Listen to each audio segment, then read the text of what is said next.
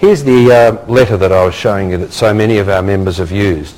This was used in Tasmania first. We wrote the letter and it was used by one of our members. You'll notice something about this letter. It's very copy intensive. Have you noticed that? There's a lot of text there. That brought $52,000 in sales in 1 week it was used by Tracy Orr in Launceston. Now the funny thing is this is a 4-page letter. You've all been told, don't write much, people won't read it, haven't you? That's what you've been told. It's nonsense. People will read every word if they're interested in what you have to sell. And don't worry about marketing to people who aren't interested. Market to people who are interested and write for them. Forget about the people who aren't interested. This letter went on and on and on. She sent it to 700 clients, pulled 52 grand in a week. How much does it cost to send 700 letters out? About $350 plus printing. Is that a good return on investment? I think so. And anyone can do this. Anyone can do exactly this with the right tools. So I'm going to show you at the end of this talk some of the tools that you've been hearing about from our members and from Kylie and so on. There's exactly the same letter tweaked for a hair salon. Now here's another thing that is toxic about what goes on in the beauty industry. Ever look through the yellow pages? Yeah? Who's got a yellow pages ad? Quite a few hands going up around the room. What do they tell you at the yellow pages? Bigger is better. Yep, bigger is better and colour. Name at the top. And a bullet pointed list of things that you do in your salon. All of that sort of nonsense. Here's a couple of typical yellow pages ads for the beauty industry. Do they look familiar? That's about the kind of thing you see, isn't it? Name at the top, bullet points, and number at the bottom. There's another one. Pretty familiar?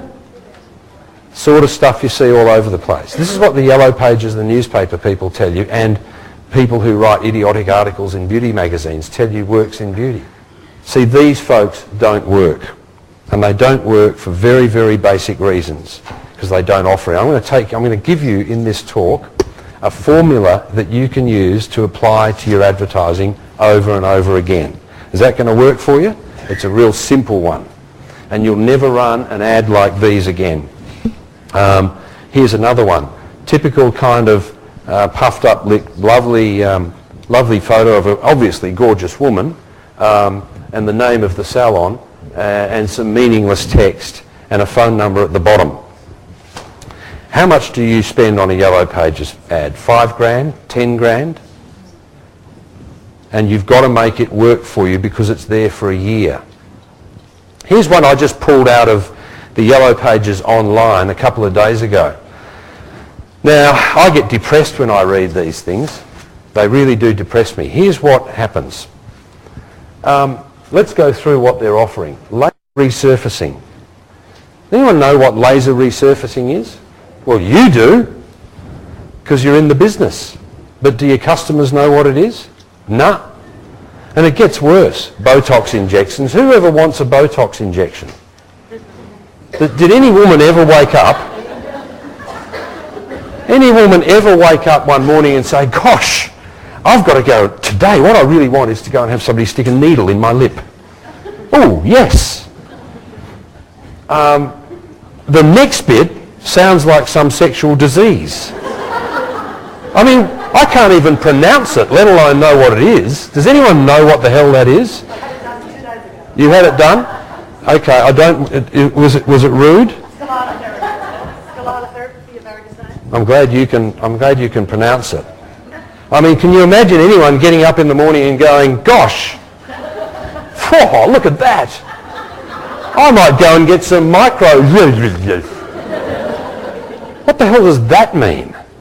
And on and on and on. Facial peels. Ever imagine a woman waking up in the morning and going, gosh, what I'd really like today is to go down to the salon and have goo poured all over my face and the top 5 layers of skin ripped off.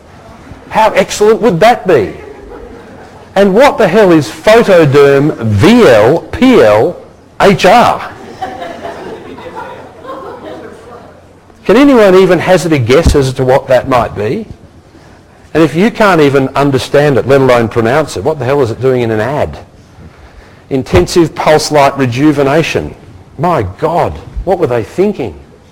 So that's the kind of dumb thinking advertising that goes on in the beauty industry all the time. And today I'm going to show you how to fix it. Let's do some more dumb thinking for a moment though.